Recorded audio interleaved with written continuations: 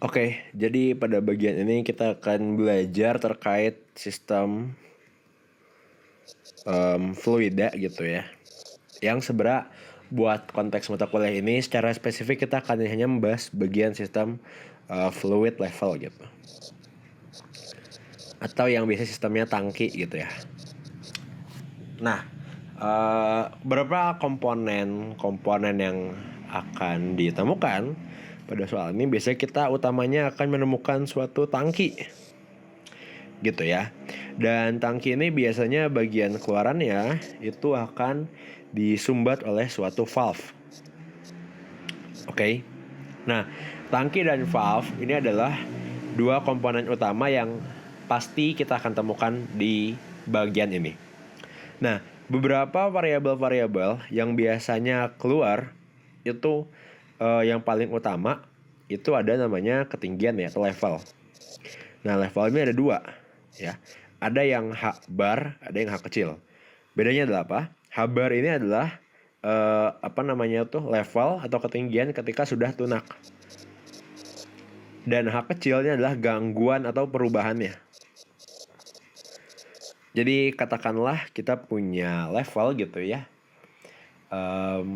Katakanlah di sini ada di soalnya di sini ada level air dan di situ dituliskan bahwa levelnya itu adalah H bar tambah H gitu. Nah, di sini mengimplikasikan bahwa sebenarnya sistem ini tuh sudah tunak dengan satu tinggi tertentu, namun karena ada sesuatu hal maka dia ada perubahan ketinggian yaitu sebesar H kecil gitu. Jadi bisa dikatakan misalnya H bar plus H, katakanlah dia awalnya jadi ada air ngalir gitu ya. Jadinya awalnya dia levelnya misalnya segini gitu ya. Jadi di sini adalah H barnya, di sini ini adalah H-nya. Kayak gitu. Jadi H ini adalah bagian variabel yang berubahnya. Oke. Nah, walaupun di soal biasanya ada dua simbol, ada H bar sama H, yang perlu kita pantau itu hanyalah bagian H-nya aja. Kenapa?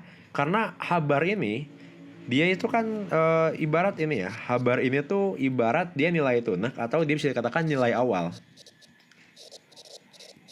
Oke. Dan kita tahu bahwa dalam pemodelan dengan fungsi transfer kita tidak peduli terhadap si nilai awalnya. Ya, karena kita nggak peduli terhadap nilai awal, maka kita bisa abaikan saja variabel H barnya. Nah, jadi tapi ada mau kasih tahu buat siapa tahu kalian ada yang ntar bingung gitu, kayak pas aku ajarin cuma ada H kecil aja, terus tiba-tiba di soalnya kok di gambar ada H bar plus H, Kak, kayak H bar itu apa gitu, nggak ngerti. Nah, aku kasih tahu aja gitu, kayak gitu. Nah, terus level ini tuh biasanya berubah karena ada apa? Karena ada debit ya, debit fluida. Nah, debit ini tentunya kan ada debit yang in gitu ya, debit yang in, ada debit yang out. Nah, kalau kita ngomongin debit, dia sama juga. Ada yang Q bar, ada yang Q kecil. Sama juga, Q bar itu tunak, Q kecil itu adalah yang perubahan. Jadi katakanlah awalnya sistem ini punya debit Q in sebesar Q bar 1 dan debit Q out sebesar Q bar 2. Sehingga levelnya itu tetap di nilai H bar. Lalu tiba-tiba Q1-nya itu ditambah satu gangguan kecil, Q kecil 1. Implikasinya apa? Pasti level air akan naik. Sehingga H bar menjadi H bar plus H kecil. Dan karena level air naik, pasti debit keluar akan bertambah juga menjadi Q2 kecil. Oke. Nah, cuman sistem tidak semudah itu. Perhatikan di sini ada valve ya. Dan valve itu tugasnya untuk memampatkan atau menghambat. Nah, karena dia menghambat, maka dia itu bisa dikatakan adalah komponen resistansinya. Oke. Dia itu bisa kita katakan suatu komponen resistansinya.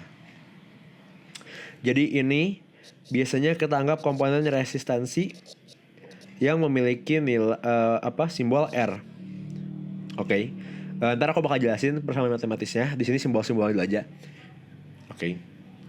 Dan biasanya kalau kita ngomongin debit, kita akan ngomongin juga ada namanya volume gitu ya. Dan volume tangki itu pasti adalah luas penampang dikali ketinggiannya. Oke.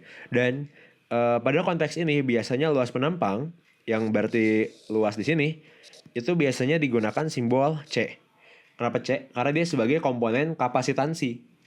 Ya, bayangkan kapasitansi itu kan adalah komponen yang menyimpan energi ya. Jadi kayak ibarat kayak kapasitor di listrik itu kan dia kan menyimpan store energi listrik gitu ya, store listrik.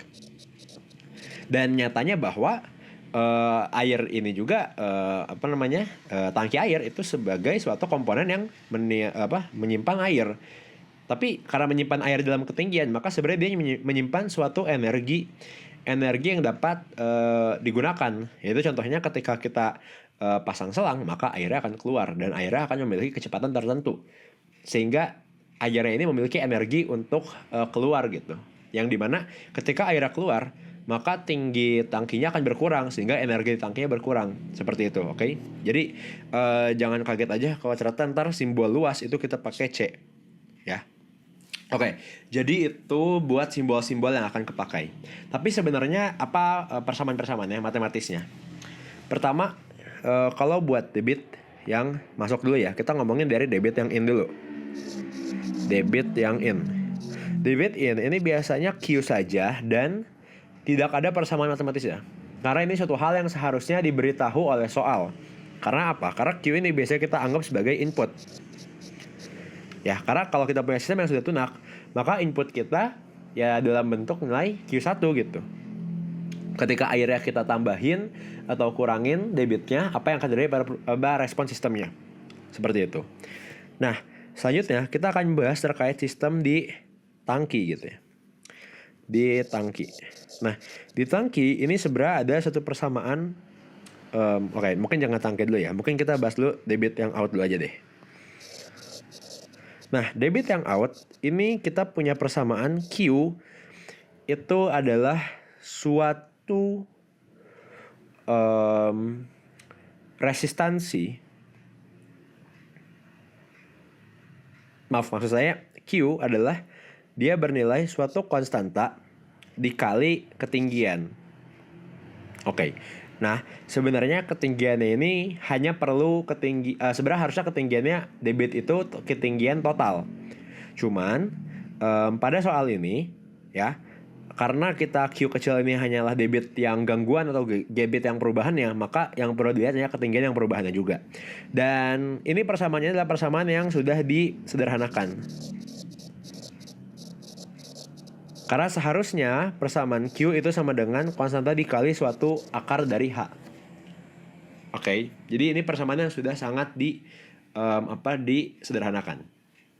Nah, terus apa itu Kak? Nah, disinilah komponen valve atau resistansi bermain. Jadi komponen valve ini yaitu R, dia punya dua persamaan tergantung kondisinya. Oke, kalau misalnya dia adalah alirannya laminar, maka rumus R-nya itu adalah maksudnya delta H per Q. Jadi kalau misalnya ada aliran pada suatu valve ya yang menjembatani antara dua tangki.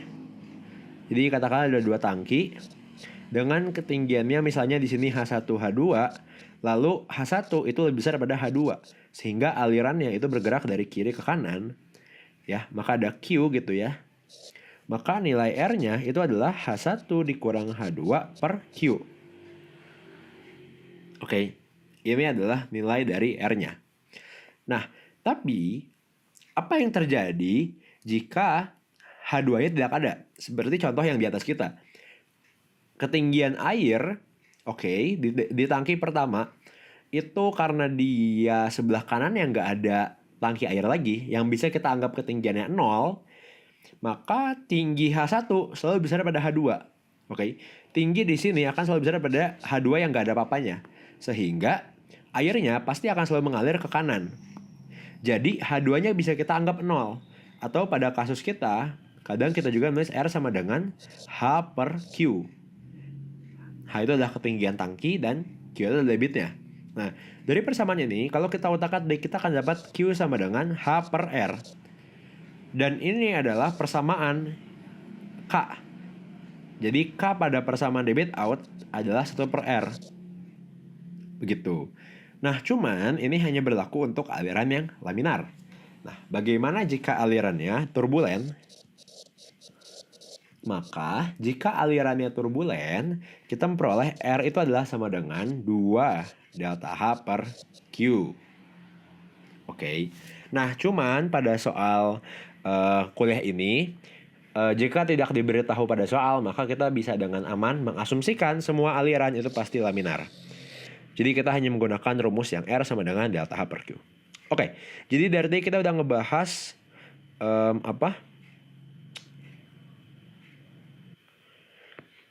Oke, jadi dari tadi kita udah membahas terkait persamaan-persamaannya gitu ya. Kita udah membahas terkait persamaan, terkait debit yang masuk, debit yang keluar, dan hubungan antara debit dengan resistansi. Nah, bagaimana dengan si tangkinya itu sendiri? Nah, kalau tangkinya, maka persamaannya hanya satu, yaitu perubahan volume pada tangki itu sama dengan selisih dari debit. Atau bisa kita katakan, ini maksud saya H kecil dan Q kecil ya. Jadi di persamaan laminar ini tuh adalah H kecil dan Q kecil. Cuman terkadang saya menggunakan simbol H besar dan Q besar juga. Nah, di debit ini itu biasanya tentunya delta Q adalah Q yang in dikurang Q yang out gitu ya. Atau ya for your sake kita akan menggunakan Q kecil gitu ya, biar nyaman. Nah, apa volume pada tangki? Volume pada tangki itu adalah luas penampang dikali ketinggiannya. Atau baik lagi kita bisa tulis sebagai kapasitansi dikali ketinggian. Oleh karena itu, maka kita akan peroleh bahwa dV per dt itu menjadi D dari C dikali H per dt. Dan kita tahu bahwa luas penampang itu suatu hal nilai yang konstan, sehingga yang berubah hanya ketinggiannya. Maka kita tulis sebagai C dH per dt. Sehingga persamaan di tangki menjadi C dikali dH per dt sama dengan Q in dikurang Q out. Oke, ini persamaan yang digunakan. Jadi hanya ada 2 persamaan umum yang akan kita gunakan. Nah, bagaimana cara mengaplikasikannya gitu ya untuk menurunkan suatu fungsi transfer. Oke, kita kembali ke sistem tadi. Katakanlah kita punya suatu tangki yang dia di sini ada valve. Oke. Nah, katakanlah dia di sini dimasukin debit Q. Oke, Q1. Dan yang keluar adalah Q2.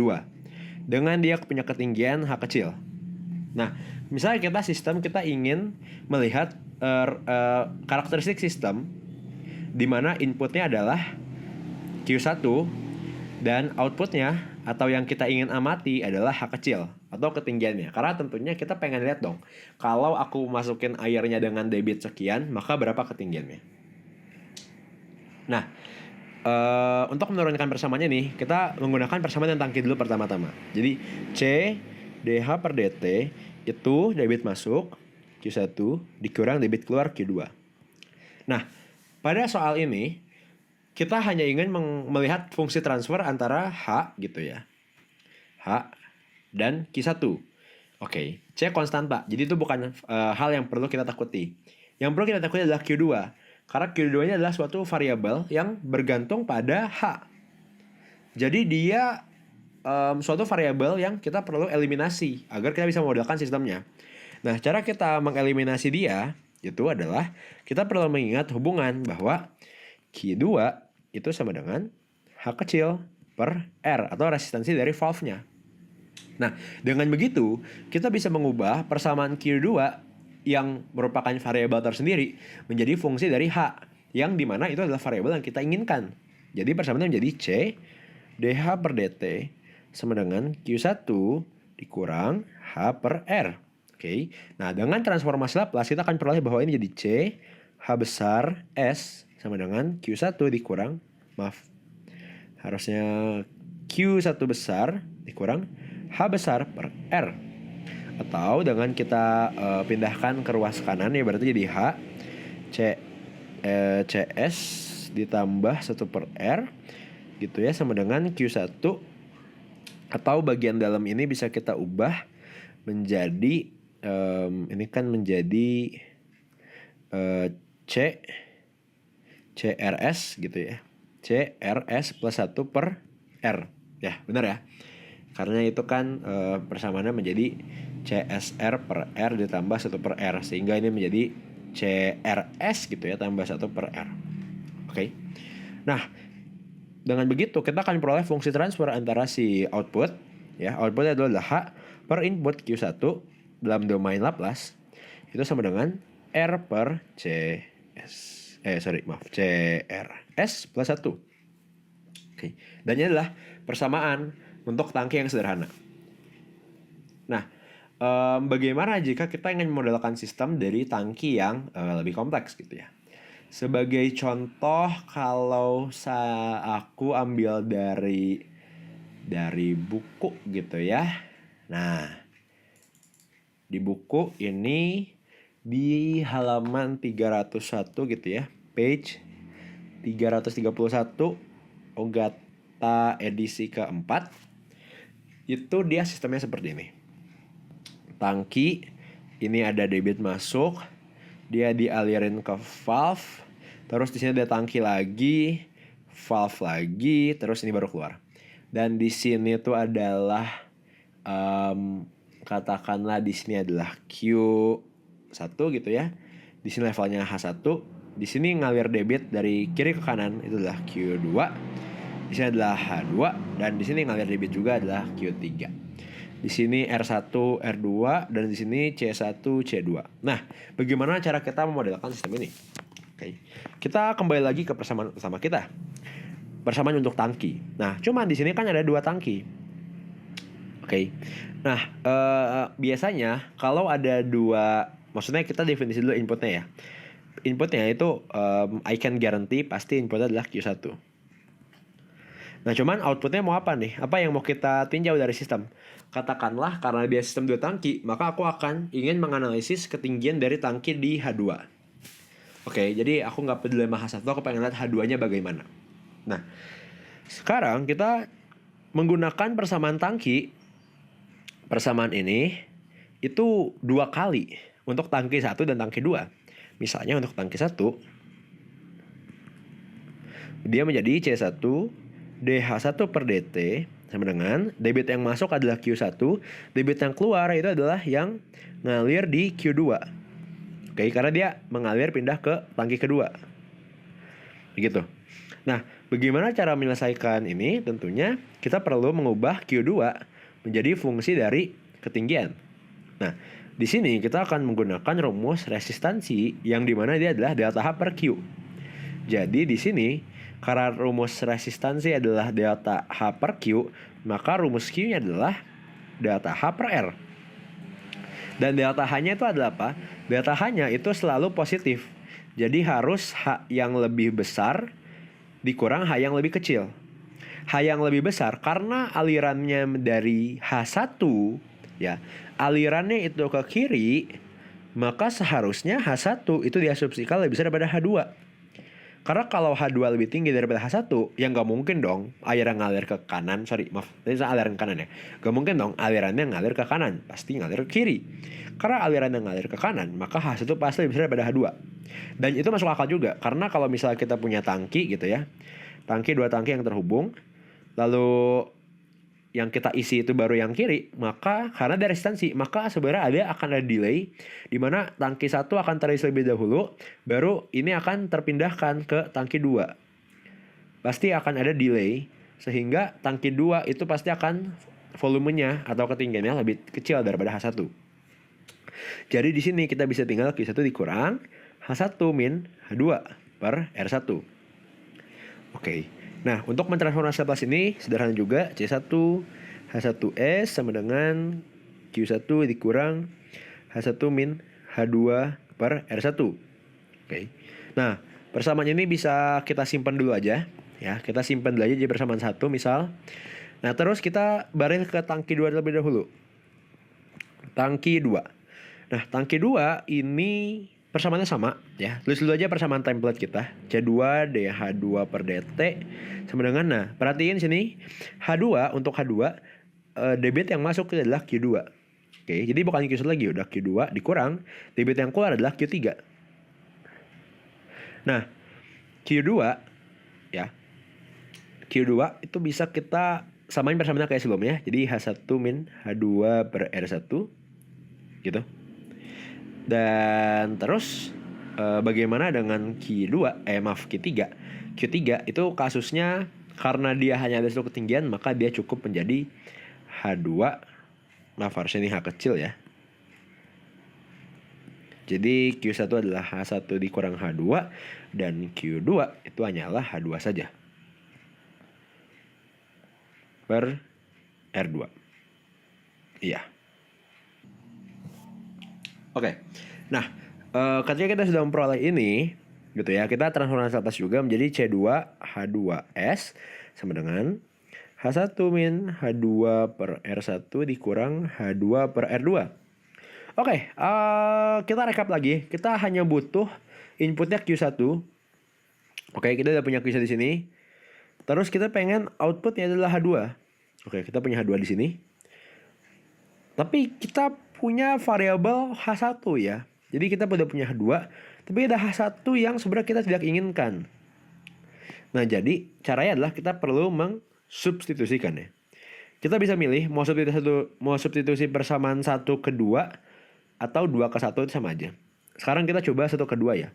Jadi persamaan 1 yang menjadi C1H1S yang sama dengan Q1 dikurang H1 min H2 ya. H1 min H2 per R1 ya. Itu bisa kita tuliskan jadi Q1 min H1 min H1 per R1 ditambah H2 per R1. Oke. Nah, untuk kita substitusi H1 dieliminasi pada persamaan 2, maka kita perlu mengsubstitusi H1 ke H2. H1 di persamaan 1 ke H1 di persamaan 2. Sehingga kita grup dulu yang H1-nya. Jadi di sini menjadi H1 C1S ditambah 1 per R1 sama dengan Q1 ditambah H2 per R1. Dan kita tahu bahwa 1 ini jadi C1 R1S ditambah 1 per R1. Oke. Sama dengan Q1 ditambah H2 per R1. Dan ini akan lumayan ribet karena H1 menjadi Q1 ditambah H2 per R1 dikalikan R1 per C1 R1S ditambah 1. Oke. Nah, kita masukin ke persamaan 2 kita. Nah, copy aja ya karena aku malas nalin ulang. Kelebihan. Kita copy.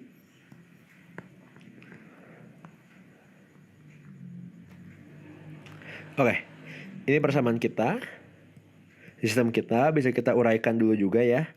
Ini menjadi ini kecoret. H1 per R1 dikurang H2 per R1 dikurang lagi H2 per R2 ya. Nah, di sini kita bisa sekaligus grouping dulu yang H2-nya, oke, biar gampang. Jadi di sini adalah H2 C2S ditambah 1 per R1 ditambah 1 per R2. Oke, sama dengan H1 per R1. Nah, bagian kiri ini bisa kita selesaikan dulu ya. Ini kan berarti dia faktor pengali utamanya adalah R1 dikali R2 ya. Jadi dia C2 R1 R2S per R1 R2 ya ditambah berarti R2 per R1 R2 ditambah R1 per R1 R2. Iya, benar ya. Benar, oke, benar. Ya. Nah, ini bisa kita sederhanakan.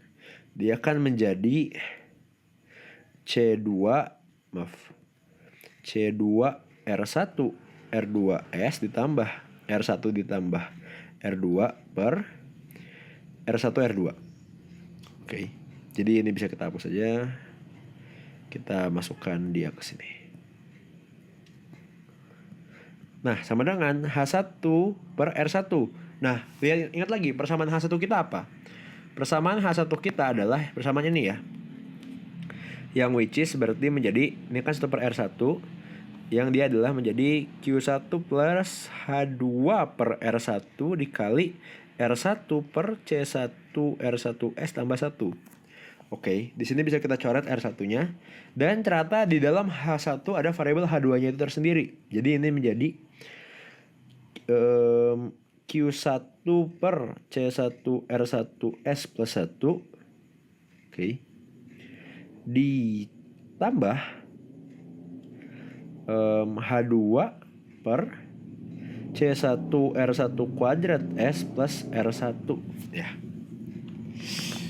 Wah, berat sekali nih persamaannya. Oke. Jadi kita punya persamaan ini. Dan tentunya kita harus melakukan cara grouping yang sama lagi seperti sebelumnya. Ini akan menjadi sangat PR gitu ya untuk kita menggroupingnya. Jadi kita punya berarti kan menjadi H2 itu adalah persamaan C2 R1 R2S ditambah R1 ditambah R2 per R1 R2 itu akan dikurang dengan 1 per, ini bisa kita faktorin jadi R1 C1 R1S tambah 1. Gini ya. Sama dengan Q1 per C1 R1S plus 1. Nah, oke. Kita coba kerjain dulu yang sebelah kiri ini yang lumayan panjang ya. Dia kan bagian bawahnya itu bisa kita jadikan R1 R2 C1 R1S plus 1. Ya. Oke. Dengan begitu, maka yang atas ini menjadi